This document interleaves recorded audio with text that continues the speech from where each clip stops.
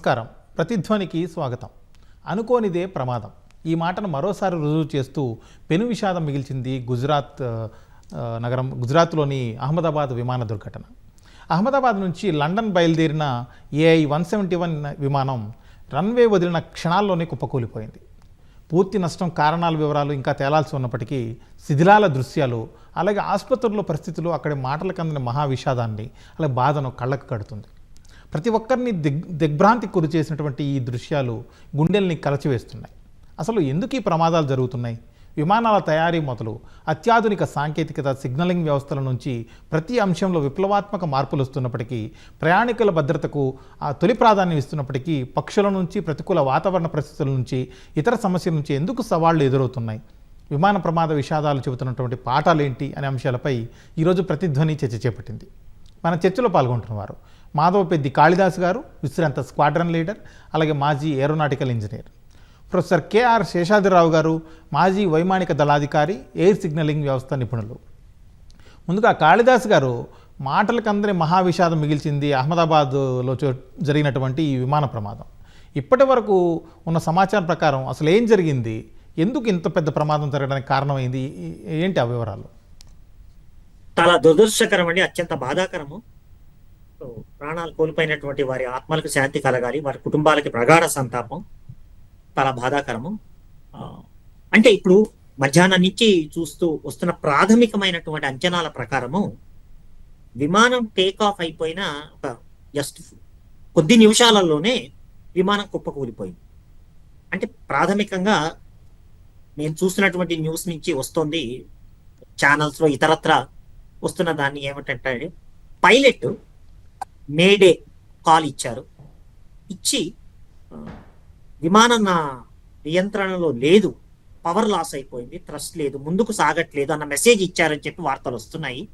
మరి అది ఎక్కడి నుంచి వచ్చాయో తెలియదు. ఎందుకంటే నార్మల్ గా కాక్పిస్ వాయిస్ రికార్డరు, బ్లాక్ బాక్స్ లో ఉన్నటువంటిది ఫ్లైట్ డేటా రికార్డరు. వాటిని రెండు విశ్లేషించిన తర్వాత పైలట్లు ఒకళ్ళతో చిట్టు నిమిషం వరకు ఏం మాట్లాడుకున్నారు, అలాగే ఎయిర్ ట్రాఫిక్ కంట్రోల్ ఉంటుంది, విమానాల మూమెంట్స్ ని నియంత్రణ చేసేది, వాటితో ఏం మాట్లాడారన్న దాని మీద తెలుస్తుంది. ఒకవేళ అదే ప్రామాణికంగా యాజ్ ఆన్ నౌ తీసుకుంటే, అంత సడన్ గా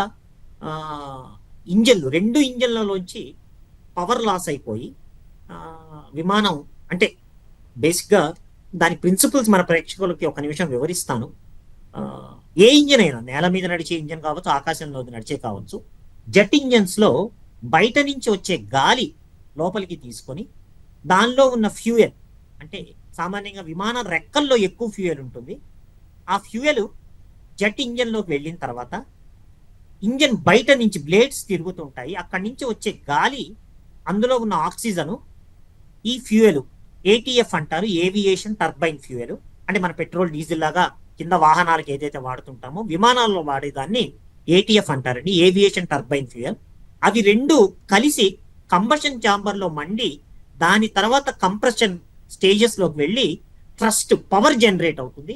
తద్వారా విమానము గాల్లోకి ఎగరటము, ముందుకు జరగటం జరుగుతుంది ప్రాథమికంగా.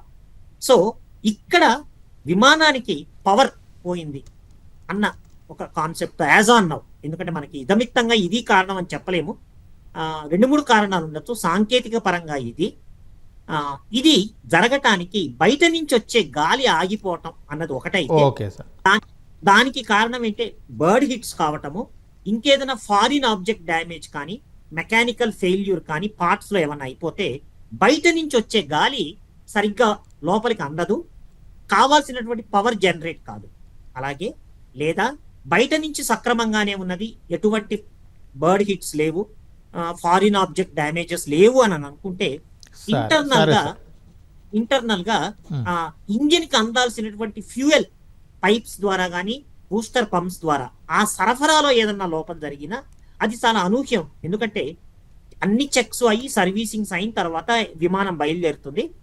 బయలుదేరిన కొద్ది నిమిషాలకే 2 ఇంజన్స్ లో కూడా పవర్ లాస్ అన్నది ఒకవేళ ఈ అంచనాలు నిజమైతే అది చాలా ఆశ్చర్యకరం. అలా సర్వసామాన్యంగా ఉండదు. ఏది జరిగి ఉండొచ్చు అన్నది కాక్పిస్ వాయిట్ రికార్డర్ లో ప్లస్ ఇతరత్ర ఫ్లైట్ డేటా రికార్డర్ లో ఉన్న డేటాని విశ్లేషించే కోర్ట్ ఆఫ్ ఎంక్వైరీలో ఆ ఇదమిత్తమైన కారణం బయటపడుతుంది. శేషాద్రిరావు గారు, మేడే అని ఏ సందర్భంలో అంటారు? అసలు దాని అర్థం ఏంటి? అహ్మదాబాద్ విమాన ప్రమాదంలో కూడా ఆ సంకేతం వెళ్ళిందని చెబుతున్నారు. ఏం జరిగి ఉండొచ్చు అంటారు? టోటల్ హెల్ప్లెస్నెస్ టైం అండి. సేవ్ అవర్ సోల్స్ అని చెప్పి మేడే ఇచ్చారు అంటే ఖచ్చితంగా చాలా ఎమర్జెన్సీలో ఉన్నట్టు. అన్ని ప్రియారిటీస్ కూడా ఫ్లైట్ సేఫ్టీకి వాళ్ళని గైడ్ చేస్తూ కంటిన్యూస్గా మానిటరింగ్ చేస్తూ హెల్ప్ చేయవలసిన పరిస్థితి అది ఒక పర్టికులర్ టవర్కే కాకుండా నియర్ బై సిగ్నల్ రీచబుల్ ఏరియాస్లో అన్ని చోట్లకి ఆ సిగ్నల్ వెళ్తుంది. దగ్గర ఉన్న వాళ్ళు అందరూ అలర్ట్ అవుతారు. ఆల్టర్నేటివ్ ఎయిర్ ఫీల్డ్స్ కూడా రెడీగా ఉంటాయి. అయితే ఇక్కడ ఏమైందంటే ఈ పైలట్ మేడే అలర్ట్ ఇవ్వగానే వీళ్ళు కమ్యూనికేట్ చేశారు. మేడే అలర్ట్తో రీజన్ కూడా చెప్పాడు, పవర్ లాస్ అని చెప్పి. అటువంటప్పుడు జనరల్గా ఏంటంటే మళ్ళీ తిరిగి టవర్ నుంచి పైలట్కి కమ్యూనికేషన్ వెళ్తే కమ్యూనికేషన్ని రిప్లై చేసే అవకాశం లేనట్టుగా తెలిసింది. ఇది ఇందాక కాళిదాస్ గారు చెప్పినట్టు ఆ వాయిస్ రికార్డర్ అండ్ ఆ బ్లాక్ బాక్స్ వస్తే కానీ ఏం జరిగిందనేది మనం చెప్పలేము. ఇక్కడ ఒక ముఖ్యమైన విషయం ఏంటంటే ఇతర అంశాలు అనేకాలు ఉండొచ్చు. కారణం ఏంటంటే ఇది హెవీ పాసింజర్ ఏరోప్లేన్. పాసింజర్స్ దరిదాపులా 400 మంది పాసింజర్స్ కనుక ఉంటే దానిలో సగం వాళ్ళ బాడీ వెయిట్ సగానికి సరిపడా లగేజ్ ఉంటుంది. అది కాకుండా లాంగ్ డిస్టెన్స్ దరిదాపులా 10,000 కిలోమీటర్లు ప్రయాణించే ఏరోప్లేన్ వాళ్ళ సేఫ్టీని దృష్టిలో పెట్టుకుని టోటల్గా ఫ్యూయల్ని ఫిలప్ చేసుకుని ఉంటారు. ఎందుకంటే ఏదైనా ఎమర్జెన్సీ వస్తే ఆల్టర్నేటివ్ రిఫ్యూయలింగ్ అవకాశాలు అలా ఉంటాయి. వీటన్నింటినీ దృష్టిలో పెట్టుకుని బాగా రిఫ్యూయలింగ్ అవకాశాలను కూడా పెట్టుకుని కంప్లీట్గా ఆ ప్రిపేర్డ్నెస్లో ఉంటారు. ఇక్కడ ఏమై ఉండొచ్చు అంటే ఎయిర్క్రాఫ్ట్ టేకాఫ్ అయిన తర్వాత దానికి క్రాస్ విండ్స్ కానీ అంటే బెల్లీ పార్ట్ జరుగుతూ ఉండొచ్చు. టేకాఫ్ అయిన వెంటనే అన్నారు కాబట్టి అండర్ క్యారేజ్ చక్రాలు ఉంటాయి, చాలా హెవీగా ఉండే టైర్లు అవి ఉంటాయి. ఈ క్రాస్ ఎయిర్ ఎఫెక్ట్ ఉండటం వలన ఇంపాక్ట్ ఒకటి ఉండొచ్చు. తర్వాత బర్డ్ హిట్ అనేది కూడా ఒకటి ఉండొచ్చు అండి, చెప్పలేము. అది బర్డ్ హిట్ అనేది జరిగితే బహుశా ఒక ఇంజిన్కి జరుగుతుంది కానీ రెండింటికి జరగదు. అది మరి బర్డ్ హిట్ కనుక జరిగితే ఆ టర్బైన్ ప్లేట్స్ అన్ని వంకర పోయి సరైన థ్రస్ట్ ఉండదు, ముందుకు వెళ్తాం అనేది ఏరోప్లేన్ కష్టం. అండ్ 4వ అవకాశం ఏంటంటే లగేజ్ అనేది లగేజ్ హ్యాండ్లర్స్ ఇవాళ ఈ రోజుల్లో పెద్దగా ట్రైన్ దొరకట్లేదు. కన్వేయర్ బెల్ట్స్ మీద నుంచి అంత హెవీ లగేజ్ అంత 400 మందికి సరిపడా లగేజ్ని లోపల పెట్టినప్పుడు వాటిని ఈక్వల్ డిస్ట్రిబ్యూట్ చేయాలి. వీళ్ళు ఏం చేస్తారంటే అన్ట్రైన్డ్ పీపుల్ కాబట్టి పైలింగ్ చేస్తూ ఉంటారు. ఒకదాని మీద ఒకటి పైలింగ్ చేసి దాన్ని షాకిల్స్తో నెట్స్లో పెట్టి బంధించి కదలకుండా చేయాలి. అటువంటప్పుడు ఏమవుతుందంటే ఎయిర్క్రాఫ్ట్ లేవటంతో పైలట్స్ కొంతమంది జనరల్గా ఏం చేస్తారంటే కామన్ ప్రాక్టీస్ టేకాఫ్ అయ్యి సఫిషియంట్ హైట్ అయిన తర్వాత కోర్స్ మారుస్తారు, అంటే టర్న్ అవుతారు. ఓకే సార్, మళ్ళీ వద్దాం. కాళిదాస్ గారు, ఇప్పుడు ఇంతకుముందు మీరు చెబుతున్నట్టుగా ఒక విమానం సహజంగా టేకాఫ్ అయ్యే ముందు ఎలాంటి చెకింగ్స్ అన్నీ చేస్తారు? దానికి సంబంధించి విధి విధానాలు ఏముంటాయి? సామాన్యంగా విమాన వ్యవస్థలో 5-6 విభాగాలుగా ఉంటుందండి. విమానం నిర్మించేటప్పుడే నిర్మాణంలో అతి ప్రధానమైనది ఇంజిన్ వ్యవస్థ అండి. ఈ ఇంజిన్ వ్యవస్థ మీద ఆ టైప్ ఎయిర్క్రాఫ్ట్ అంటే బోయింగ్ విమానం బోయింగ్ ఇంజన్ కదా, ఆ బోయింగ్ ఇంజన్ పైన ప్రత్యేకంగా ట్రైనింగ్ అయిన వాళ్ళు ఉంటారు, టెక్నీషియన్స్. వాళ్ళకి లైసెన్స్ ఉంటుంది, దానికి తగిన పరీక్షలు చేసి తగిన అనుభవం ఎన్నో ఏళ్ళు పనిచేస్తూ ఉంటే వాళ్ళు దాని మీద మంచి అనుభవంతో ఉంటారు. టెక్నీషియన్స్ కి తర్వాత సూపర్వైజర్స్ ఉంటారు. అంటే ఈ టెక్నీషియన్స్ ఒక 7-8 ఏళ్ళు 5-6 ఏళ్ళు పనిచేశారు అనుకోండి, వాళ్ళు సూపర్వైజర్ స్థాయిలో ఉంటారు. వాళ్ళు కూడా పర్యవేక్షిస్తారు. దానిపైన ఇంజనీర్ ఉంటారండి. ఈ ఇంజనీర్లు కూడా ఆ విమానం పైన వాళ్ళు ఇంజనీర్లు అనేటప్పటికి ఓవరాల్ గా అన్ని సిస్టమ్స్ పైన వాళ్ళకి లైసెన్స్ ఉంటుందండి. లైసెన్స్ ఇస్తారు టెక్నికల్ గా, అంటే దాని సర్వీసింగ్స్ అవి చేయటానికి తగిన నైపుణ్యము అర్హత ఉన్నది అని అర్థము. దాని తర్వాత ఇంజిన్ వ్యవస్థ తర్వాత అత్యంత ముఖ్యమైనది దాని మొత్తం బాడీ అండి, ఎయిర్ ఫ్రేమ్ అంటారు, ఫ్యూజులాజ్ మొత్తం షేప్ ఉంటుంది కదా, అతి ముఖ్యమైనది అందులో హైడ్రాలిక్ వ్యవస్థ ఉంటుందండి. దాని మీద ట్రైన్ అయిన టెక్నీషియన్స్ సపరేట్ గా ఉంటారు. అంటే ఇంజిన్ మీద ఉన్న వాళ్ళు మిగతా విభాగానికి వెళ్ళరు, దానికి అర్హులు కారు. అంటే దేని ప్రత్యేకత దాన్ని మెయింటైన్ చేస్తూ చాలా సునిశ్చితమైన ట్రైనింగ్ ఉంటుంది. అలా ఎలక్ట్రికల్ సిస్టమ్స్ లోపల bus bars, generators, power supplies దాని మీద ట్రైన్ వాళ్ళు వేరేగా ఉంటారు. తర్వాత కాక్పిట్ లో ఉన్నటువంటి ఇన్స్ట్రుమెంటేషన్ ప్యానల్ అంటాం కదా మనం, ఆ ప్యానల్ మీద ఇన్స్ట్రుమెంటేషన్స్ ఉంటాయి, వాటి మీద ట్రైనింగ్ అయిన వాళ్ళు దాన్ని చెకప్ చేస్తారు. ఇట్లా మొత్తం వ్యవస్థలో అండి చాలా జాగ్రత్తగా అన్ని వ్యవస్థలు ఉంటాయి. రేడియో కమ్యూనికేషన్ వ్యవస్థ ఉంటుంది, రాడార్ వ్యవస్థ ఉంటుంది. అయితే అతి ముఖ్యమైనది engine, air frame, electrical systems. వాటి మీద ట్రైనింగ్ అయిన వాళ్ళు ప్రతిసారి అంటే ఇంజన్ ఎగురుతున్నప్పుడు కంపెనీ నిర్దేశిస్తుంది ఇన్ని గంటలు ఎగిరిన తర్వాత ఇలాంటి సర్వీసింగ్ చేయాలి, ఇన్ని గంటలు. ఉదాహరణకి కొత్తగా ఎయిర్క్రాఫ్ట్ వచ్చింది అనుకోండి, 50 గంటలు, 100 గంటలు, 150 గంటలు కంపెనీ నిర్దేశిస్తుంది వాళ్ళ మాన్యువల్స్ లో. దానికి తగ్గ ట్రైనింగ్ ఇచ్చి ఇన్నిన్ని గంటలు. సరే కాళిదాస్ గారు, మళ్ళీ వద్దాం. ఓకే, శేషాద్రిరావు గారు, ఇప్పుడు ప్రమాదాలకు సంబంధించి చాలా సందర్భాల్లో మనం చూస్తూనే ఉంటాము, చాలా వార్తలు కూడా వస్తుంటాయి విదేశాల్లో జరిగిన ప్రమాదాల గురించి. రన్వేకి సమీపంలోని విమానాలు చాలా రెగ్యులర్గా కూలిపోతున్న సంఘటనలు జరుగుతుంటాయి. ఏంటి అసలు కారణం? రన్వేకి దగ్గరలో కూలిపోవడం కారణాలండి, అదేంటంటే under shoot, finals and pre finals అవన్నీ చూసుకుని జాగ్రత్తగా అది టేక్ ఆఫ్ లిఫ్ట్ అవ్వాలి. అలా కాకుండా కొంతమంది ఏం చేస్తారంటే లాస్ట్ పార్ట్ వరకు కూడా వాళ్ళు గ్రౌండ్ రన్ చేసి అక్కడ సడన్గా లేవాలని ప్రయత్నం చేస్తే ఫెన్సింగ్ కొట్టుకోవటం. ఆ తర్వాత ఈ ఏరోడ్రోమ్స్ చుట్టుపక్కల హౌసింగ్స్ ఉంటాయి, వాళ్ళు గార్బేజీ పడేయటం, అక్కడ నుంచి బర్డ్స్ రావటం. అదే కాకుండా ఎయిర్డ్రోమ్లో ఎయిర్ఫీల్డ్లోనే వర్కింగ్ స్టాఫ్ అప్పుడప్పుడు అశ్రద్ధగా కొన్ని తిని పడేస్తూ ఉంటారు, వాటి గురించి పక్షులు వస్తాయి. తర్వాత ఎలుకలు లేకుంటే ఈ కుందేళ్ళు లాంటివి బాగా గడ్డి పెరిగి ఉంటుంది కాబట్టి అక్కడ తిరుగుతూ ఉంటాయి, వాటిని క్యాచ్ చేయడానికి బర్డ్స్ వస్తూ ఉంటాయి. ఇవన్నీ కూడా ఒక రకమైన ప్రమాదకరమైన పరిస్థితులు. వీటిని చూడటానికి సేఫ్టీ పీపుల్ ఉంటారు ఎస్టాబ్లిష్మెంట్, వాళ్ళకి ఎప్పటికప్పుడు వాటిని చూసి నివారిస్తారు. ఎంత నివారించినా కూడా ఏమాత్రం అప్రమత్తత ఉన్నా కూడా, అప్రమత్తంగా ఉన్నా కూడా ఇలాంటి దుర్ఘటనలు జరుగుతూ ఉంటాయి. అన్నిటికంటే ముఖ్యమైన విషయం ఏంటంటే ఎయిర్ఫీల్డ్స్ నిర్మాణంలో ఎయిర్ఫీల్డ్స్కి క్లోజ్ ప్రాక్సిమిటీలో ఏదో రకంగా పర్మిషన్స్ తీసుకుని అనధికార లేఅవుట్లు, హై రైజ్డ్ బిల్డింగ్స్ వస్తున్నాయి.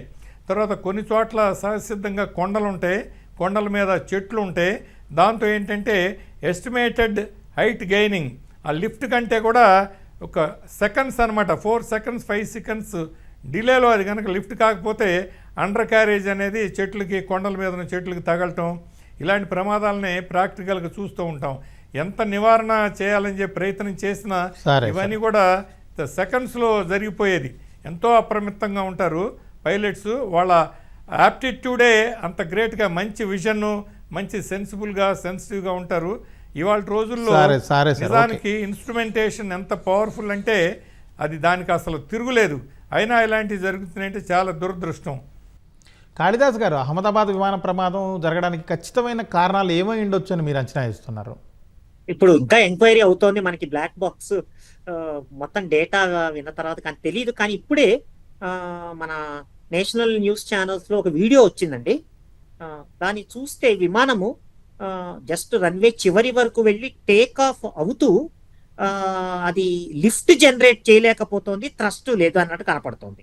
అంటే ఆ విమానంలో ఉన్న ఆల్ అప్ వెయిట్ అంటాం కదా, ఇందాక నేను చెప్పినట్టు విమానం మొత్తం బరువు, సిబ్బంది బరువు, సామాన్ల బరువు, లగేజ్ బరువు, మరి పవర్ సరిపోలేదా లేకపోతే అక్కడ పవర్ లాస్ ఏమైనా అయిందా? అది ఉన్నట్టుండి అలా కుప్పగూలిపోయింది, పైకి లేవలేకపోయింది.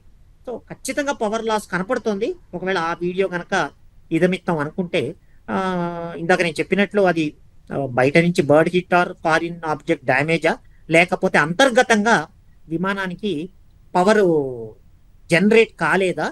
బట్ చాలా అనూహ్యం, 2 విమానాలకి ఒకేసారి పవర్ లాస్ అయిపోవటం, స్టాల్ అయిపోవటం, ఇవి సర్వసామాన్యంగా ఇన్నేళ్ల అనుభవంలో నేను విన్నది, చూసింది.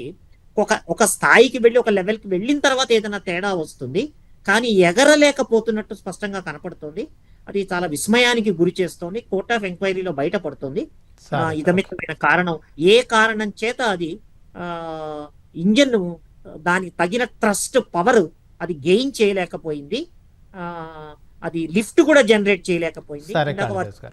మేడే అనగానే మేమేమి చెయ్యలేని నిస్సహాయ స్థితిలో ఉన్నట్టు పైలట్ తన అనుభవంతో గ్రహించి మెసేజ్ ఇచ్చాడు. అలా మెసేజ్ ఇచ్చినటువంటి వెంటనే అది కుప్పకూలిపోయినట్టు స్పష్టంగా కనపడుతుంది. శేషాద్రావు గారు, ఇప్పుడు ప్రమాదానికి సంబంధించి సార్ చెప్పినట్టుగా బ్లాక్ బాక్స్ బయటకు వచ్చాకే మొత్తం వివరాలు తెలుస్తాయి అని అంటారు కదా, అది సహజంగా కూలిపోయిన ప్రదేశంలోనే ఉంటుందా లేకపోతే దూరంగా పడే అవకాశం ఉంటుందా? అలాగే ఆ బ్లాక్ బాక్స్ అందుబాటులోకి వచ్చిన తర్వాత ఏ వివరాలు తెలిసే అవకాశం ఉంది?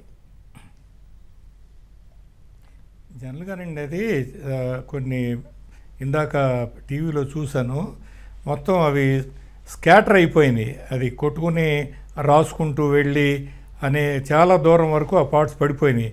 కాబట్టి బ్లాక్ బాక్సు అయితే నేల మీద కాబట్టి దొరుకుతుంది, కొంచెం దాన్ని ఐడెంటిఫై చేయటం కూడా కష్టమే, స్పెసిఫిక్గా ఉంటుంది. అయితే చెక్కు చెదరదు అది.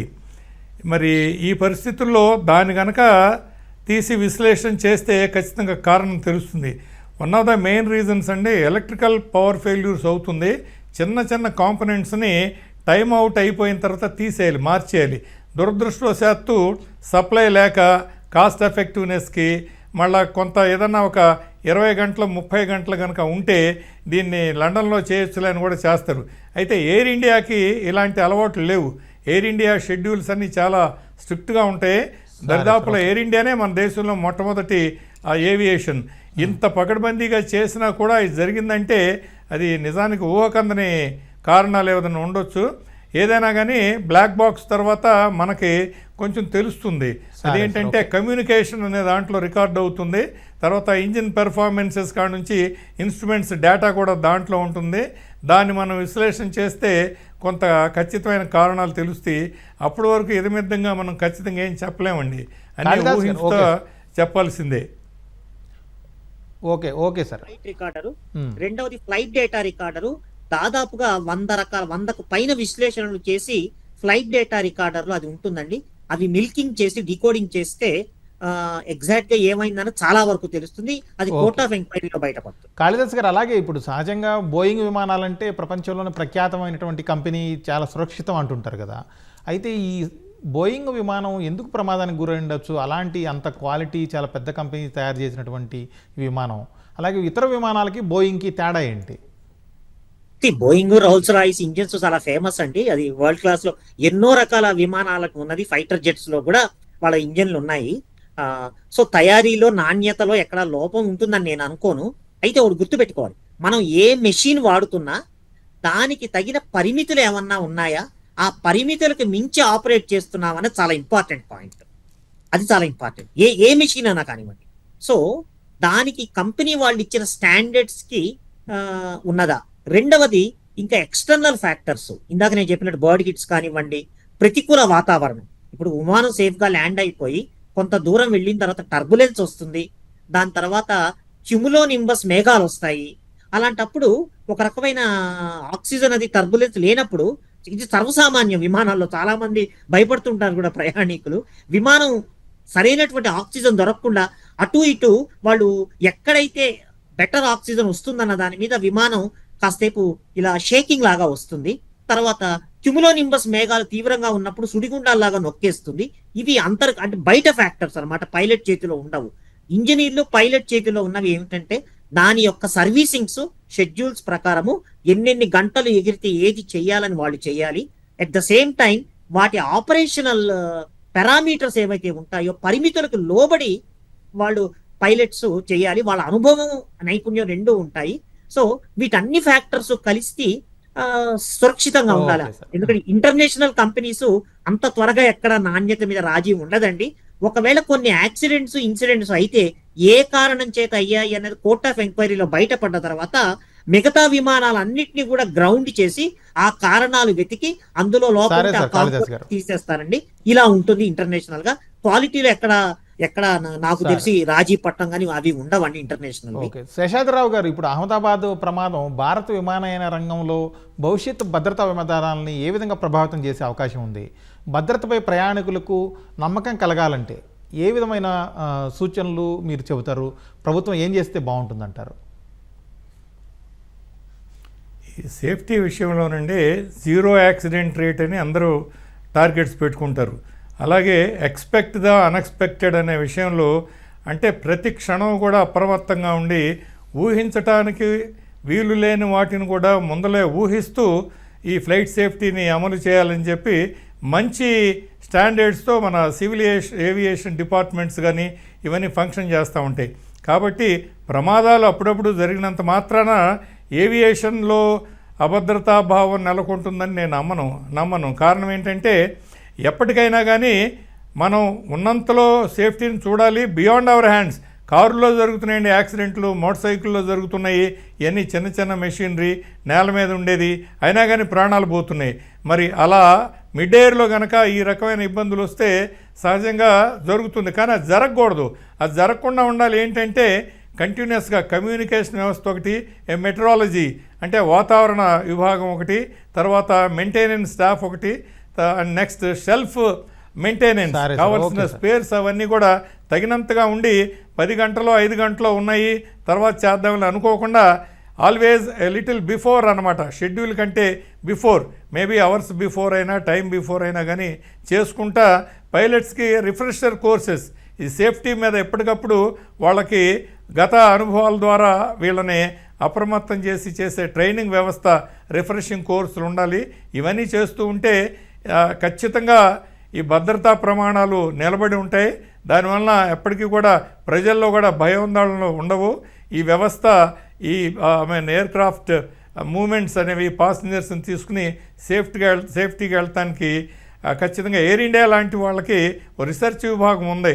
యాక్సిడెంట్ అండ్ రికవరీ ప్రాసెస్ గురించి ఇలాంటి వాటిలో తప్పకుండా వాళ్ళు ముందడుగులో ఉంటారు. కాబట్టి ఇలాంటి వాటిలో ఖచ్చితంగా అందరూ అవర్ట్ చేయగలరు.